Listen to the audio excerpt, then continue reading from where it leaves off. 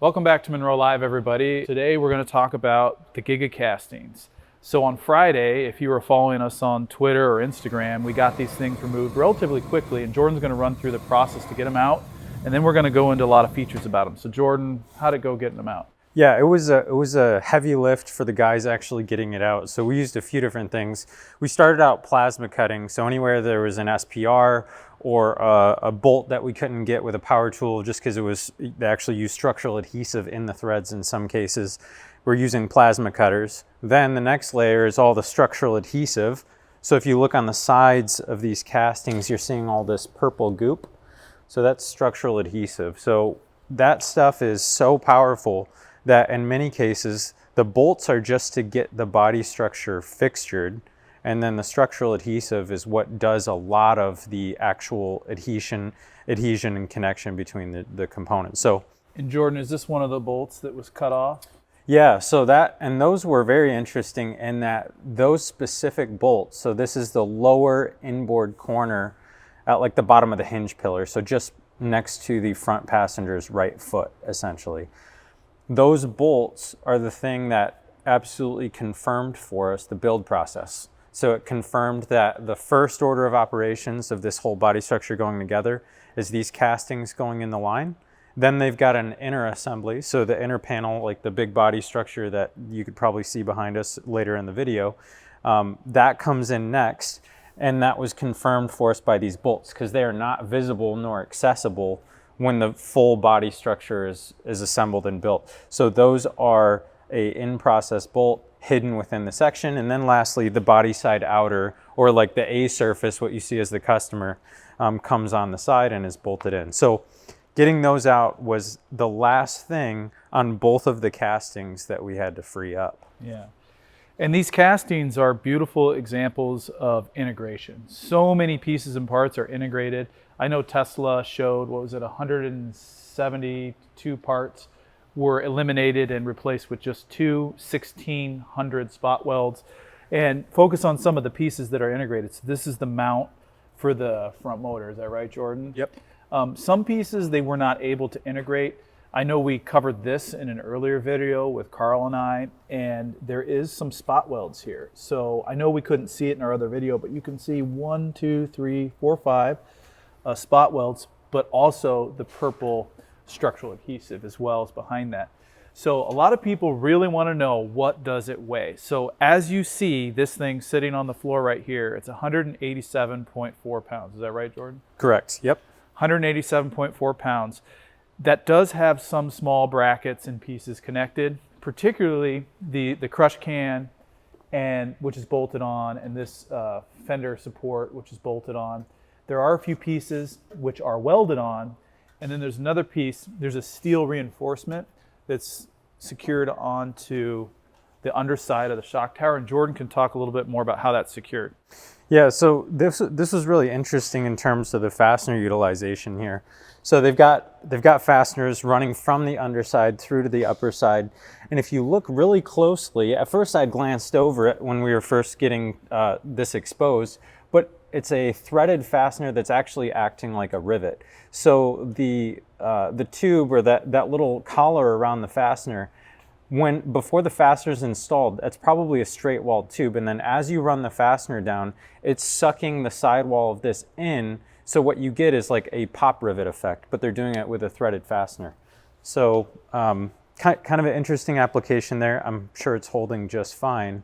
But those brackets, those are new for the 2022 model year, or any vehicle that's equipped with a Giga casting.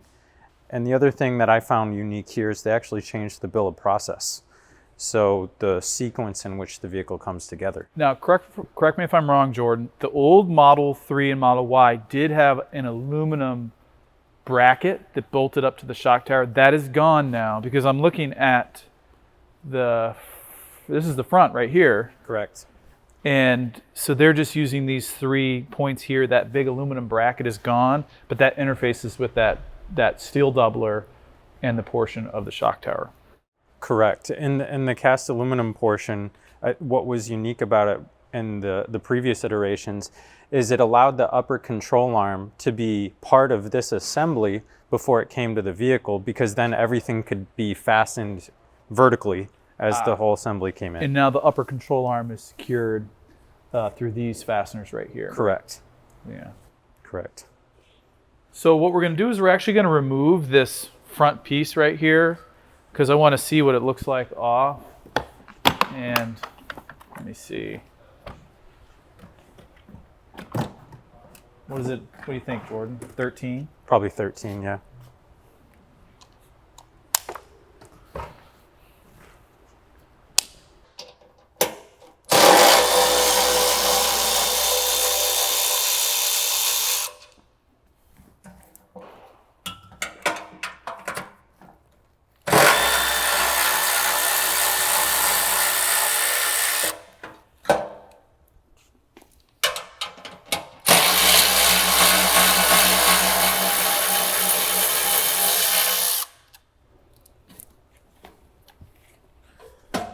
It's like structural adhesive done.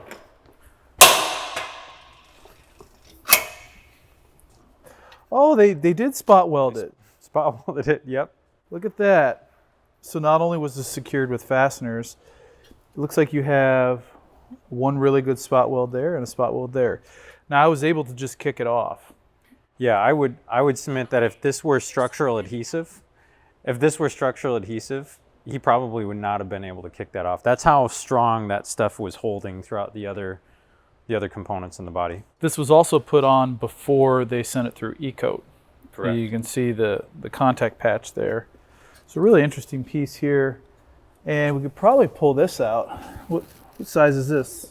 Probably 13? Yeah, the only hard part here is they actually, when we were talking about putting structural adhesive in the threads, they put structural adhesive in these bolts, so those might really be locked in place. Now let's move on to the rear, Jordan. So this is much improved from the rear Giga casting that we had in our early 2020 Model Y, because it did not include the rear crush cans or that crosscar piece right there. Ours was also split down the center, and it had a cover. So a huge amount of integration here that's improved quite a lot in the past 2 years. And Jordan, you want to talk about how it was getting this out? A little more difficult. Yeah, this one was definitely more difficult because there was a lot more geometry and different planes that we had to sort of hurdle over in the rear area as it came up the rear shock tower along that C-pillar transition. It really sort of locked the thing in place. So we actually took a hydraulic jack at the base of the sill section, so on the stamp body in white, to spread it apart to give this some space to breathe so that we could sort of jimmy this thing out. So this took 3 or 4 people multiple hours to try and work through and get this out. The rear corner of the car sleeved over this, but there was so little structure cross car that we were actually able to like bend the rear corner of the car out to get it to move. Right. Yeah, and obviously that wouldn't have been possible if we had not taken the bumper beams off, right? So there is structure when the vehicle's fully assembled, but after you take that off, like Cory mentioned, those just kind of bend out of the way. Yeah, the 2 threaded fasteners we really struggled to get access to were the ones that came through the lower rocker, right, Jordan, and secured into the side of the casting. We ended up using a Sawzall and cutting down right here. This was in between the body side inner and the casting so that we could make it all the way to where that bolt was, cut the bolt off on the left and right side. That was the last frontier for getting this thing out. Once we got those 2 bolts cut, the bottom was able to spread and the casting was able to be, pulled out pretty easily. Right. And you can see some chunks sort of peeled off of the casting here in a lot of the corners and a lot of these flanges. When we talk about aluminum being brittle relative to a more ductile material like stamped steel, that's what we're talking about. So it doesn't bend very much or deflect very much before it'll actually snap off. Now it's extremely rigid, but that's one of the drawbacks, especially when it comes to impact. Now, one of the biggest questions we get on Munro Live is how can you service these, or you'll never be able to service them. So in the rear, if you take a large impact in the rear and you're smashing far up into the left rear or right rear corner, the vehicle is most likely going to be totaled. Front, you can take a little bit more of an impact and there's crush cans and sacrificial pieces to repair.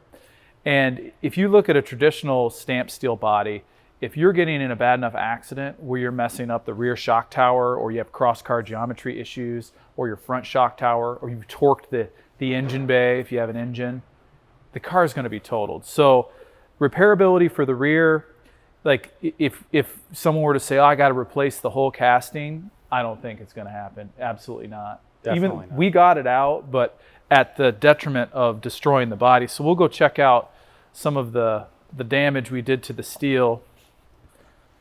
Our team pried pretty heavily.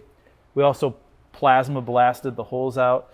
There is a method of using a drill, but it's very time consuming. You burn through a lot of bits, and it's just easier if you just use the plasma cutter.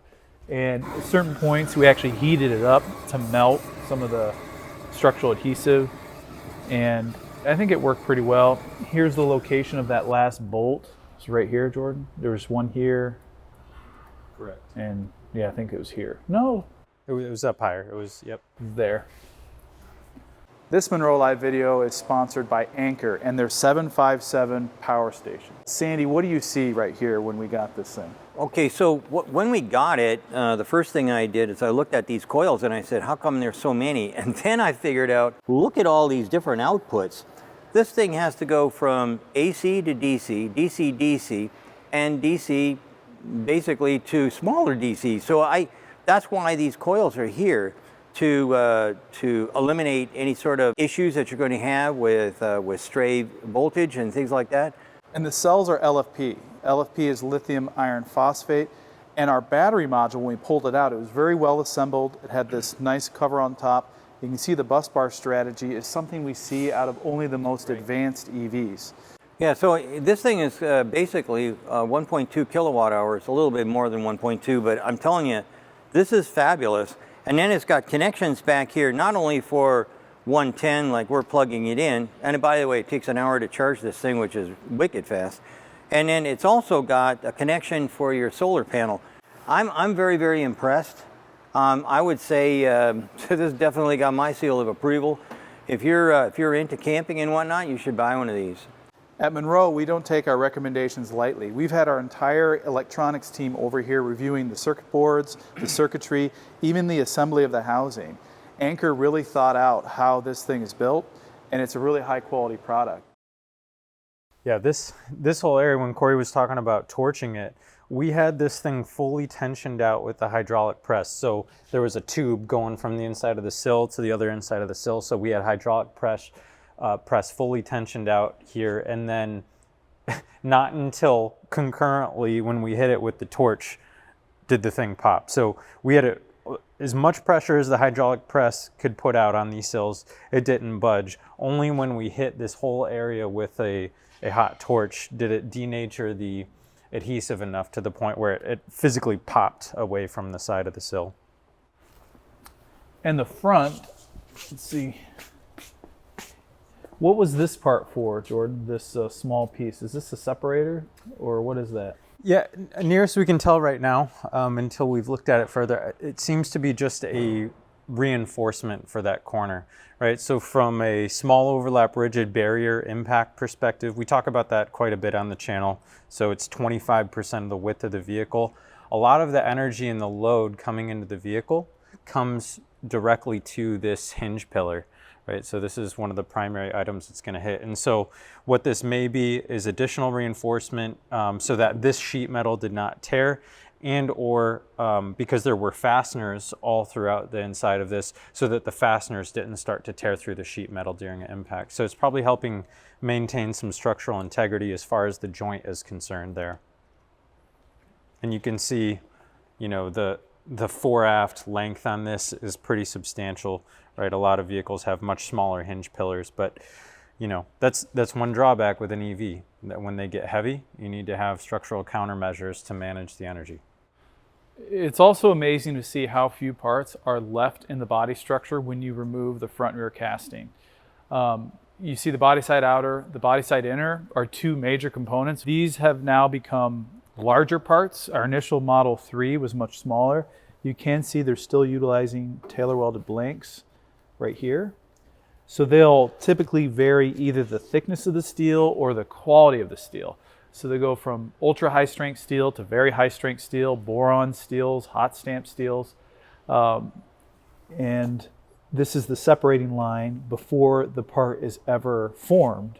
The blank has different thicknesses, just like we saw on the cover of the pack for the battery. I think we had 3 or 4 different thicknesses. The leading edge of the cover of the pack for the 4680 was thicker. There was a thin section. It was thick over the seats, and it was thin for the rear. So an interesting use of materials here on the body, but so few parts. I mean, imagine working in this body shop, Jordan. I know we have 3 or 4 people at Munro. We have Scott Hildreth, who's worked in body shops for years, and we have Paul Lester, who worked in body shops for years. They were both blown away by how few parts are truly left. And well, and the thing to me, in addition to just the part reduction, is the way that they accommodate net build versus slip. So what I'm talking about there is, there's a lot of stack up and tolerances if you've dealt with GD&T at all. So as all these panels come together, there's only a certain tolerance that you can hold key dimensional artifacts on the body in place with, vehicle after vehicle after vehicle. So on the new Model Y, they actually lock in the width of the vehicle via the casting. So when the casting drops in, there is no cross-car adjustability.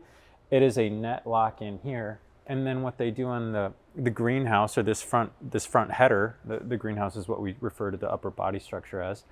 You see this stamping goes inside, right? There's like a channel for it, goes inside this intermediate bracket. And what that allows them to do is actually vary the position of it ever so slightly cross car, or in the y-axis for those of you who are running CAD. So they still have some cross car adjustability at the top, right, for the tumble home and making sure that all of these features are aligned, but the bottom is locked in by the castings. There is no adjustability down there.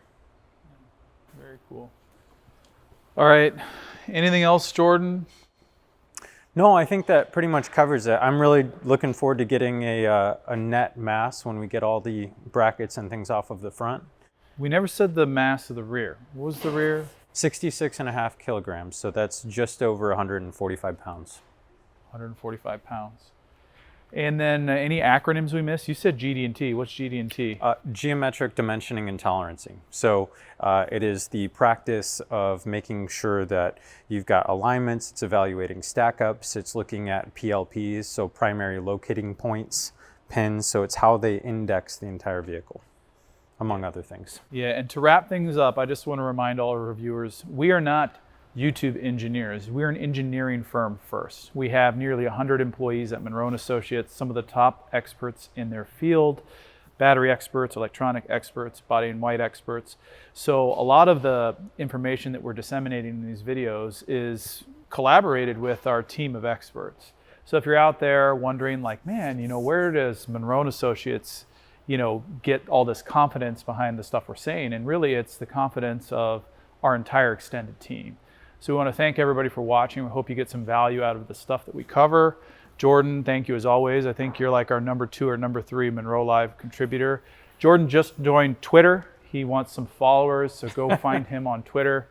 I think we want to get him over 1,000 followers, so that'd be kind of nice. And that's about all I have. So thanks and have a nice day.